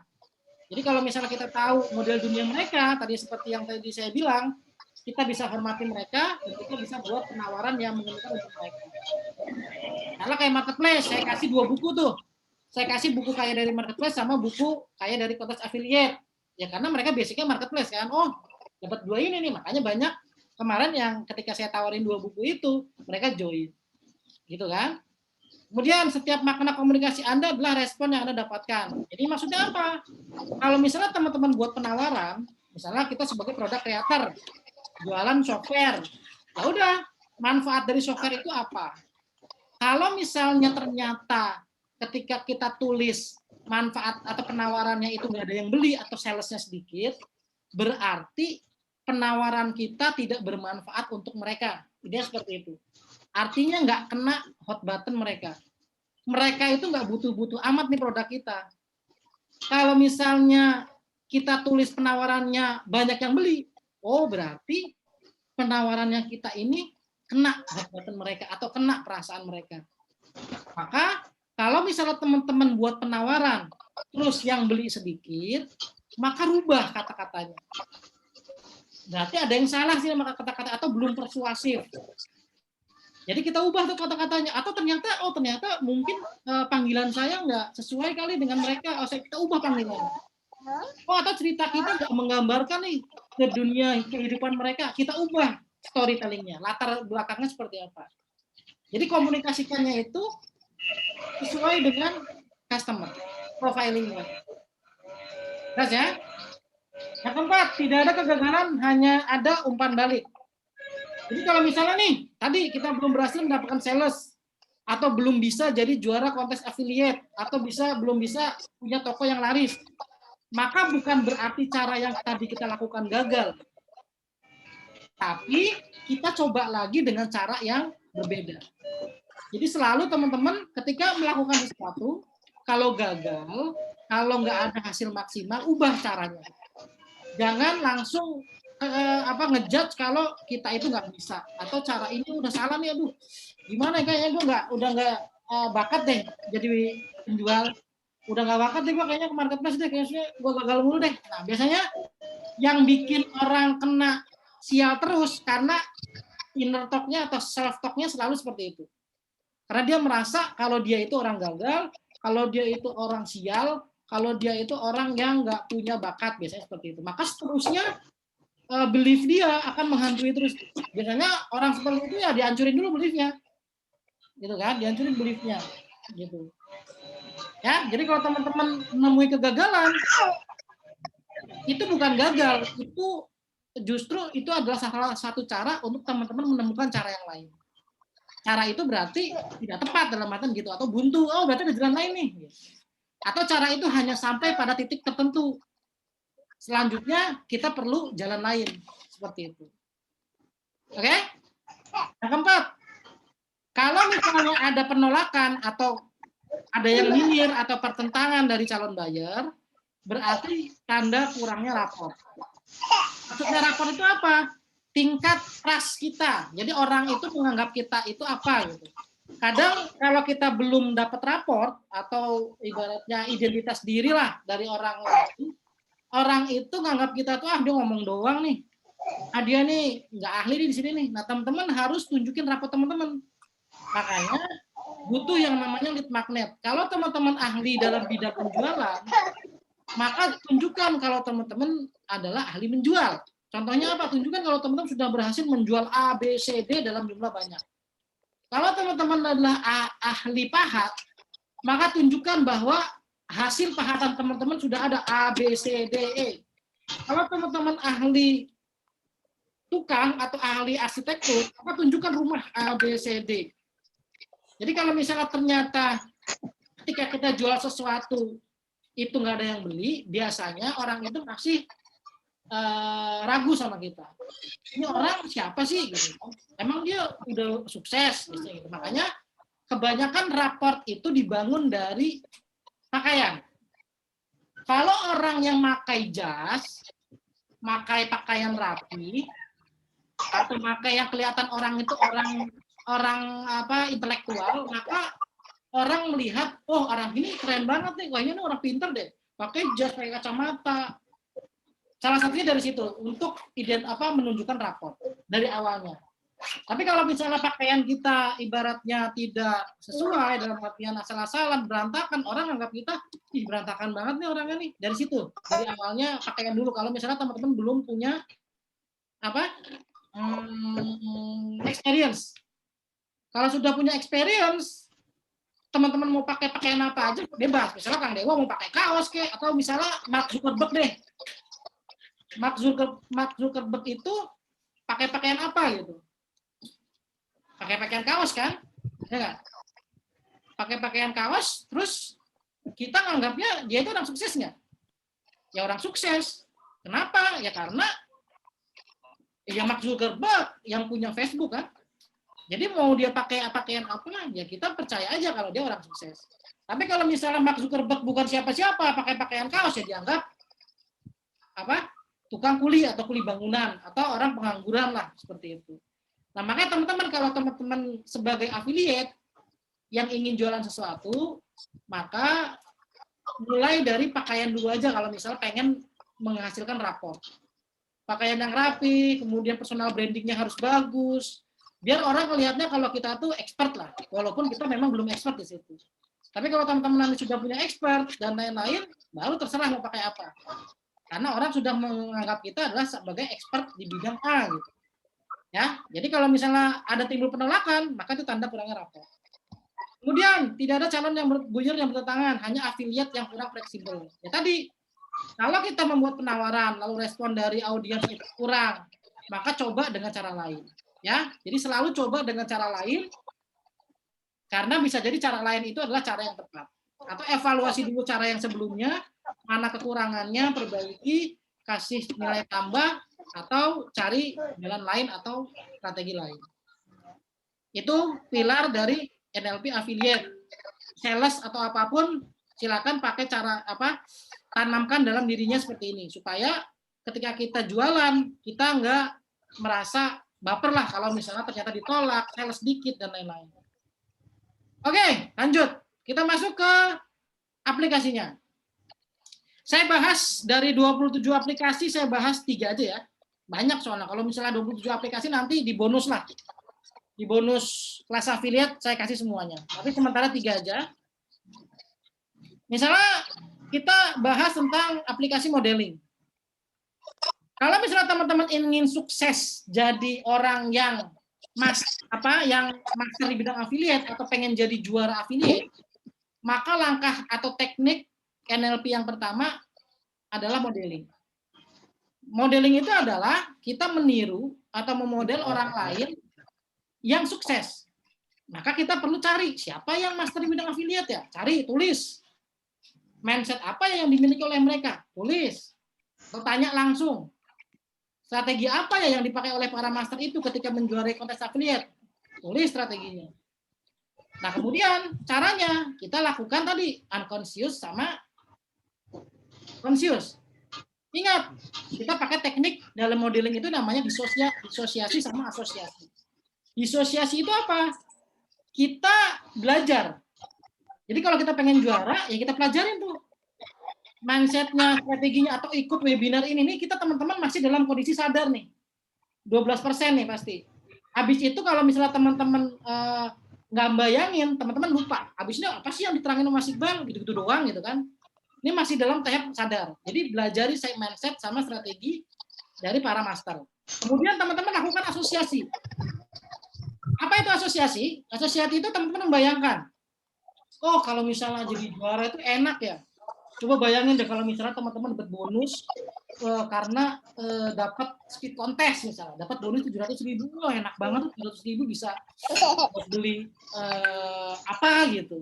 Bayangin lagi kalau misalnya teman-teman dapat 100 sales. Wah, 1 sales bonusnya berapa tuh? 10 juta. Wah, kalau 10 juta itu enak banget kali ya. Nah, teman-teman bayangin itu. Bayangin kalau teman-teman itu merasa jadi master, mendapat hadiah kontes, mendapat sales banyak, dapat hadiahnya, merasa dipajang di foto, bangganya kayak gimana, bayangin itu. Bayangin itu, lalu kemudian belajar strategi. Itu teman-teman sudah masukkan konsisten. Jadi nanti ketika teman-teman menerapkan strategi, udah unconsciousnya main. Oh, saya harus kayak gini. Yakin tuh, belief-nya dapat. Tapi kalau teman-teman udah belajar, tapi nggak bisa bayangin dapat 100 sales, dapat 200 sales, nggak akan bisa. Saya jamin nggak akan bisa. Saya bisa berani jamin teman-teman kalau nggak bisa bayangin rasanya jadi juara, teman-teman nggak akan pernah jadi juara. Kalau teman-teman nggak bisa pernah bayangin teman-teman ngerasain ada di Mekah, nggak akan pernah bisa ada di Mekah seumur hidup. Kenapa disebut panggilan Baitullah itu adalah panggilan ilahi gitu? Kenapa? Karena orang-orang yang nggak kesana itu rata-rata mereka nggak membayangkan ada di dekat Ka'bah. Kebanyakan mereka yang naik haji, orang-orang yang biasa lah ya, yang nabung bertahun-tahun, tahu-tahu naik haji, itu mereka membayangkan bahwa mereka suatu saat ada di dekat Ka'bah. Nah, kalau teman-teman pengen juara, langkahnya sama. Rasain gimana caranya fotonya jadi juara 1 gitu. Rasain gimana caranya dapat 200 sales. Rasanya gimana dapat komisi 68,5 juta sekali ikut kontes. Teman-teman harus lakukan asosiasi itu. Kalau misalnya teman-teman sudah lakukan asosiasi itu baru belajar. Tapi kalau misalnya teman-teman nggak bisa ngebayangin, nggak usah deh. Mendingan cari yang teman-teman bisa bayangin. Misalnya teman-teman pengen jadi apa, hobinya apa, kan rata-rata kan kalau kita suka sesuatu kan kita bayangin kan. Misalnya teman-teman suka desain, kayaknya enak tuh jadi Picasso misalnya. Punya karya banyak. Teman-teman bayangin tuh Picasso kayak gimana. Biasanya seperti itu. Harus ada rasakannya dulu, bayanginnya dulu. Oke? Itu adalah teknik modeling. Silakan teman-teman terapkan. Yang kedua, teknik metaprogram. Yaitu kita melihat persepsi terhadap apa yang dilihat oleh calon buyer kita. Kita melakukan metaprogram nih. Nah, metaprogram ini bermanfaat membantu afiliat dalam mengenal calon buyer. Langkah pertama, ketika saya mau jualan kontes affiliate, saya selalu melihat produknya. Produknya apa, kemudian dia buat siapa. Buat siapanya itu saya lakukan profiling pelanggannya. Profiling pelanggan, oh kelas affiliate nih. Wah siapa nih? Oh berarti para orang-orang yang sudah biasa main affiliate. Misalnya kalau saya pengen ngasih bonus study case juara, orang-orang yang sudah ikut affiliate tapi nggak pernah juara. Saya ambil angle itu. Kemudian yang kedua, kalau kita bahas dari bisnis pandemi, oh berarti orang-orang yang sebelumnya kerja di kantoran nih, mereka pengen coba cari penghasilan lain, atau yang pengangguran pengen penghasilan lain. Nah, saya tembak angle itu. Kemudian yang ketiga, orang-orang yang main di marketplace misalnya. Oh, dia orang marketplace biasa stoknya banyak, kemudian ribet, kemudian butuh supplier, bla bla bla. Oh, berarti ambil dari fear-nya mereka. Kalau fear-nya mereka adalah ribet stok, ribet ngirim, ribet supplier, ribet COD, gitu kan. Belum kemudian barang dead stock, saya ambil angle fear-nya itu. Karena produk affiliate adalah produk yang tanpa stok, tanpa resiko, cuman kita ibaratnya cuap-cuap doang lah ini seperti itu.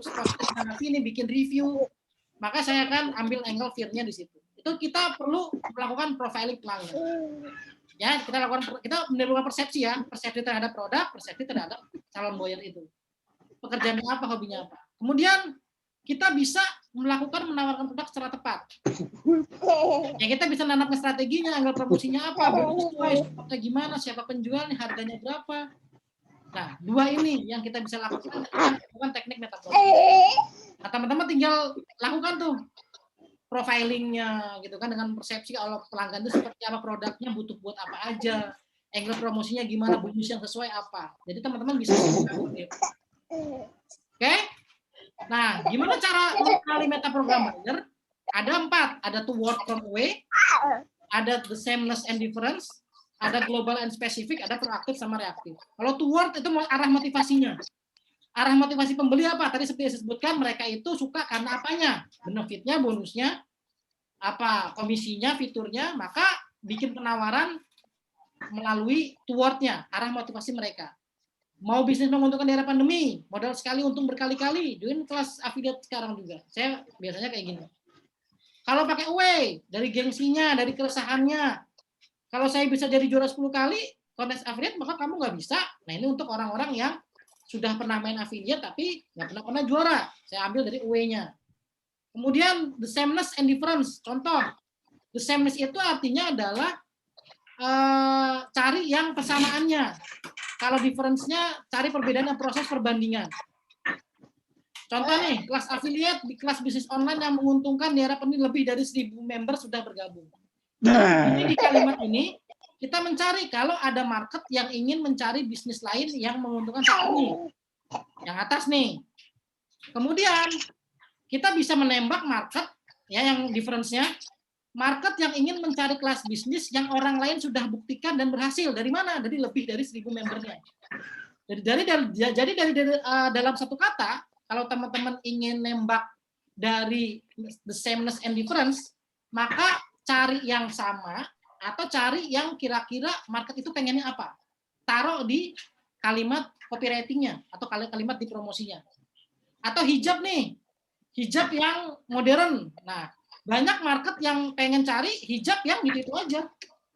Ada yang pengen hijab yang baru. Nah, hijab modern idaman para wanita solehah. Udah, itu dua-duanya dapat. Karena para wanita solehah itu umum. Semua orang itu pengen jadi wanita solehah. Ya kan? Kalau hijab modern untuk orang yang pengen nyari hijab yang baru. Jadi seperti itu, the sameness and difference. Global and specific. Global itu sudut pandang. Global itu secara umum. Contoh, kelas affiliate ini adalah kelas yang menguntungkan di era pandemi. Kemudian itu dari globalnya. Kalau dari spesifiknya, kelas affiliate adalah kelas bisnis online yang tulis detailnya. Benefitnya ada, fiturnya ada, bonusnya ada, supportnya ada, testimoninya ada. Jadi orang yang pengen nyari apa sih kelas affiliate? Oh, fiturnya kayak gini. Detail dia. Spesifik. Oh, bonusnya ini. Oh, supportnya ini. Oh, testimoninya ini.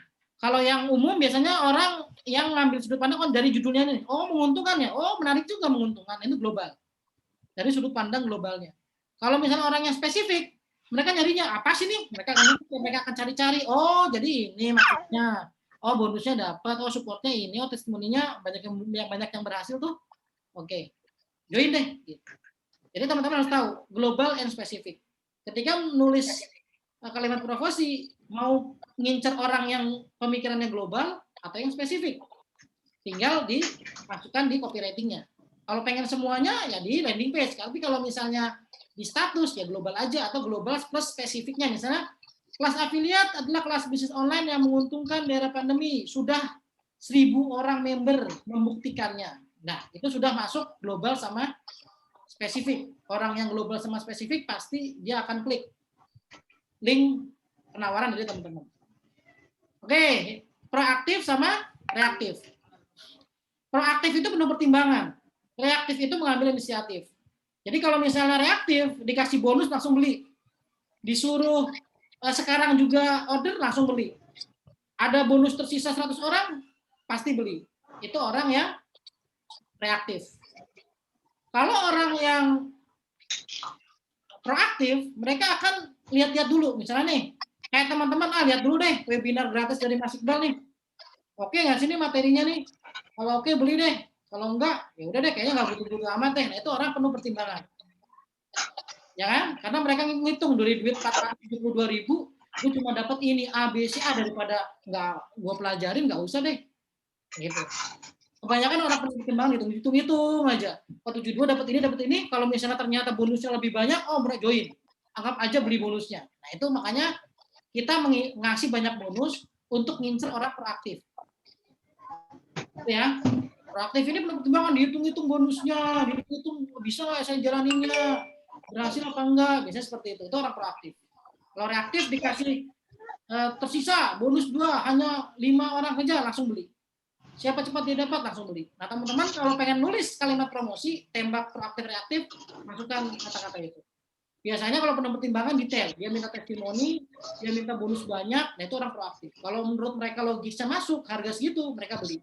Tapi kalau misalnya enggak, ya mereka nggak akan beli. Oke? Kalau mereka itu ya. Nah, kemudian yang terakhir itu meta model.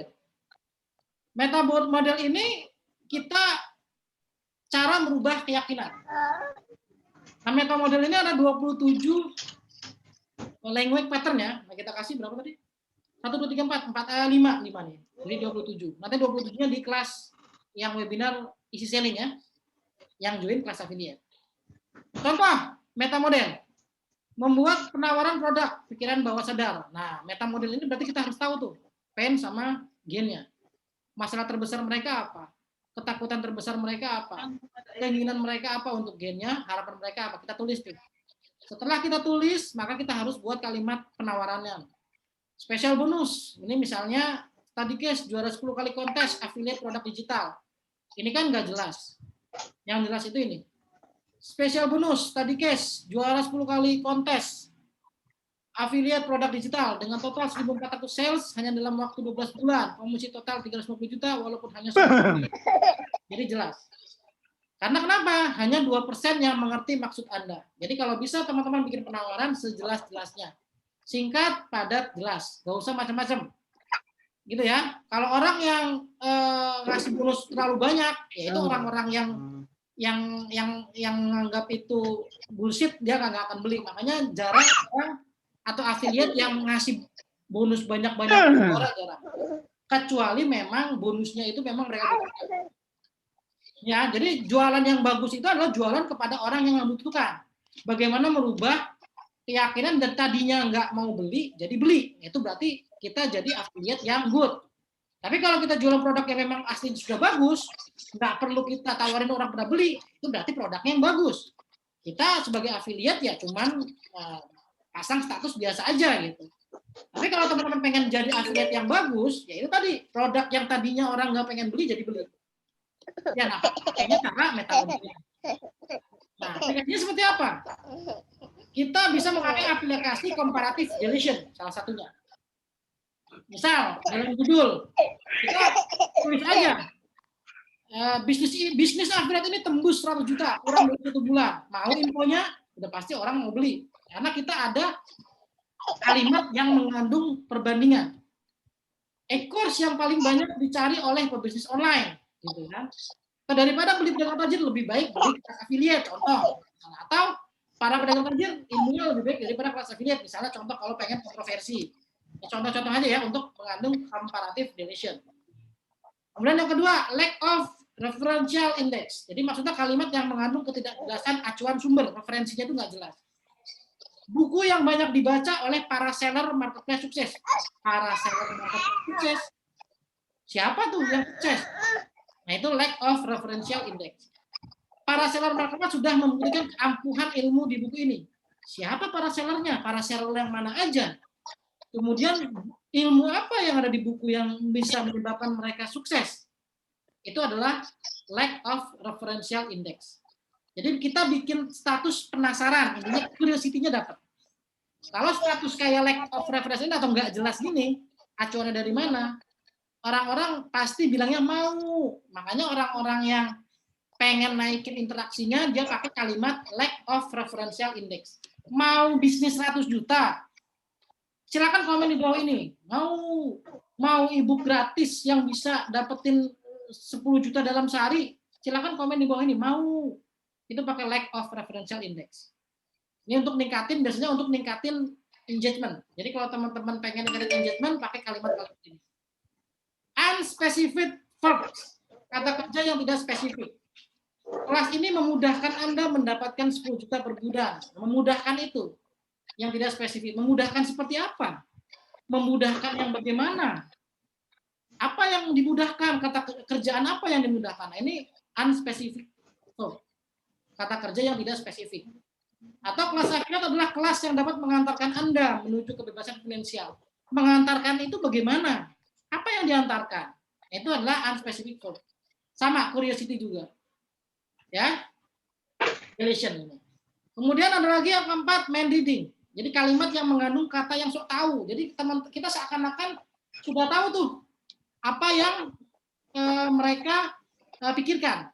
Nah, dukun lah ceritanya. Contoh, tentu Anda sudah tahu apa yang harus Anda lakukan, kan? Tentu Anda sudah tahu. Orang kita pasti sudah tahu apaan lu? Emang lu tahu maksud gua? Misalnya kayak gitu. Nah, ini adalah mind reading. Seakan-akan kita tahu apa yang mereka pikirkan. Pakai kalimat tentu Anda sudah tahu. Gitu kan? Kemudian, yang kedua, jika Anda baru mulai bisnis, pasti Anda membutuhkan panduan yang sudah terbukti, kan?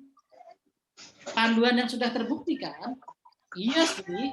Kalau nggak terbukti, ya nggak mungkin lah gua ikut bisnis. Ini seperti itu. Jadi, mind reading itu seakan-akan kita sudah tahu orang itu sebenarnya beli itu karena pasti Anda join kelas affiliate gara-gara bonus buku kayak dari kontes sama bonus buku kayak dari kontes affiliate, kan? Plus webinar SE Selling NLP kayak gitu. Jadi seakan-akan saya sudah tahu kalau teman-teman habis ini akan beli link saya. Seperti itu sudah tahu nih. Ketika teman-teman sudah tahu bonus. Contoh kita menggunakan teknik mind reading dalam copywriting. Mungkin Anda bertanya-tanya, bagaimana cara saya menjuarai kontes affiliate sebanyak 10 tahun? Nah, kelas affiliate jawabannya. Nah, ini adalah contoh mind reading juga. Ya kan? Seakan-akan mereka dalam hatinya, kenapa ya bisa jadi juara ya? Oh, jawabannya ada di kelas affiliate. Namanya gitu, sambil jualan gitu. Nah, kalimat-kalimat ini kita bisa masukkan ke dalam landing page, copywriting, kalimat penjualan, buku, dan lain-lain lah. Nah, teman-teman kalau misalnya menguasai kalimat-kalimat ini enak banget. Mau nulis apa aja tuh nggak bingung. Makanya saya kalau misalnya ikut podcast, kalimat-kalimat ini saya masukkan ke dalam plan setiap harinya. Saya akan lihat nih kira-kira kalau saya kasih ini, mereka komen nggak ya? Kalau misalnya saya kasih ini, mereka komen nggak ya? Saya kasih ini, salesnya naik apa nggak ya? Saya kasih kalimat ini, gimana ya? Nah, saya kasih seperti itu dalam kontes affiliate. Nah, kita nanti akan belajar juga. Dalam 7 hari, harusnya kita kontes affiliate seperti apa sih? Supaya mereka beli, tertarik dulu di awal gitu. Nah, kita pakai. Kemudian yang kelima, yang terakhir, ini ada 27 sebenarnya, cuma saya kasih 5 aja. Yang sisanya kita bahas di webinar AC Selling webinar ya. Metafora, kalimat yang mengandung analogi atau perumpamaan. Bisnis affiliate itu mudah loh, cuma posting langsung sering. Kita mau metaforakan. Kalau bisnis affiliate itu ketika posting langsung keluar duit tuh, dalam bunyinya, takoknya dapat, auditorinya. Jadi auditorinya dapat. Sering. Nah, itu kita bisa gunakan itu. Atau kemudian saatnya kamu hasilkan income dengan santai tanpa ribet nyetok dan kirim barang. Ini contoh dari judulnya kelas affiliate saya ambil. Contohnya santai, hasilkan income dengan santai. Jadi kita bisa membayangkan, jadi kalau kita join kelas affiliate, kita kerjanya enak dong, nggak bakalan pergi pagi pulang malam dong ya. Kita langsung membayangkan sendiri.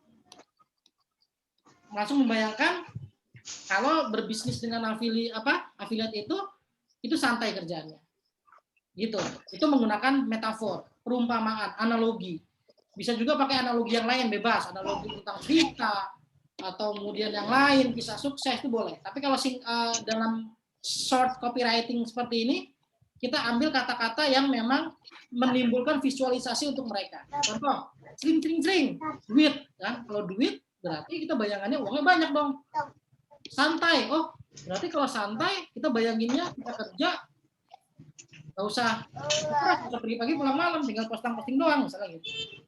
Itu metafor. Oke, alhamdulillah selesai.